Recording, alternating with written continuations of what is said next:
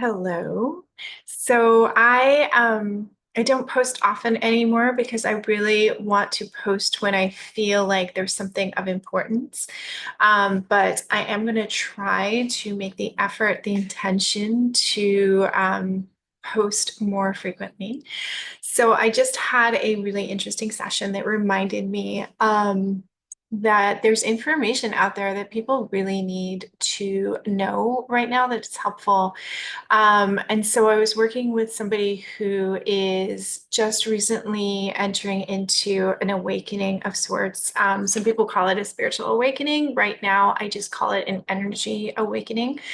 And she was entering into a place of her own intuition and kind of being bombarded with downloads and needing to figure out how to work with that. And that's about as much as I'm going to give on that personal side. But it made me start to think that there's a lot of people right now that this is happening to. I think it's been going on for a really long time, for like even before my lifetime, which was a really long time ago.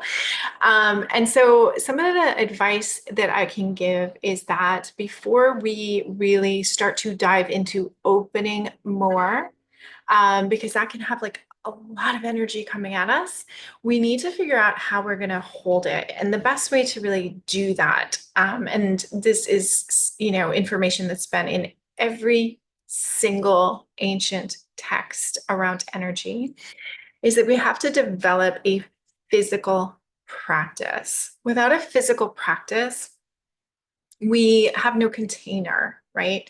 So before opening to more information and more energy, we have to make sure we have a really good container.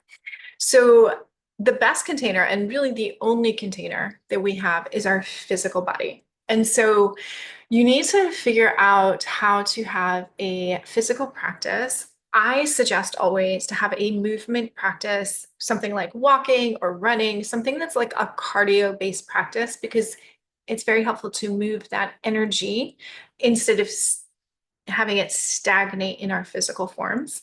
And also to have an intentional practice. So again, that could be walking, that could be jogging. It depends on the type of person you are.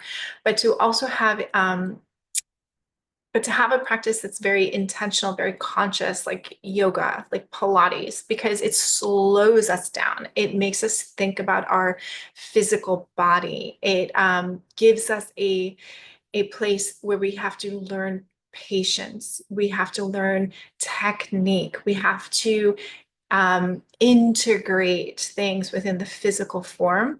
So, this idea of slowing down, integrating, and then connecting into our physical body, it can pull up a lot of emotions, right? But it also gives us a steady practice for energy to move through us. Because when you're opening up, especially in the beginning, it's going to feel like anxiety, it's going to feel overwhelmed, it might feel depressive. It just feels like you can't sleep, you get some insomnia. Like people tend to go through these stages. So if you can find a way to anchor your body, to move and allow the energy to flow through you, you're going to have a lot easier time dealing. So, just a reminder that opening in this way is going to become more and more readily available. And it's going to be really important to find a way to stay in your human form and have a human experience, because there's a reason why you chose to be here, right? So allowing it to move and to be in that energy, but then also allowing yourself to find a way to contain your energy so that you can let the energy come and go. And you hold on to what is necessary for you to hold on to. You don't need to hold on to all the things. So there's a lots of energies outside of this particular dimension that we can be in touch with, and each energy carries a different vibration. So if you're not in your body, you're not going to always know who you're talking to and what kind of energy you're working with. And it's really important to have some kind of reference, because there's trickster stuff out there too. I'm not going to lie. So you want to learn how to decipher and also have agency over your own self so that you always have choice. So get into your body. That is the main thing. I've said that a million times. I've said that in almost every video that I have. That's why I do all the physical practices that I have. So why I teach people how to move their bodies through Pilates or yoga or breath work. All of those things are so, so, so important. So find something that works for you that you can do all the time and do that. Second thing that you really should keep in mind, if you're in energy, and that means if you're channeling, if you're doing tarot, if you're doing intuitive, if you're like doing any of those things, you need to drink a lot more water than you're doing. You need to drink water all the time. You should put some electrolytes in those waters. You could have some salt in those waters, but you need to drink a lot of water. You also need to shower. Taking salt baths, that's great, but you're sitting in that. So yes, the salt is helping, but you also need to shower it off. Every night, take a shower, even if it's just for a few seconds, jump in it, let it rain off of you, clear the energy out.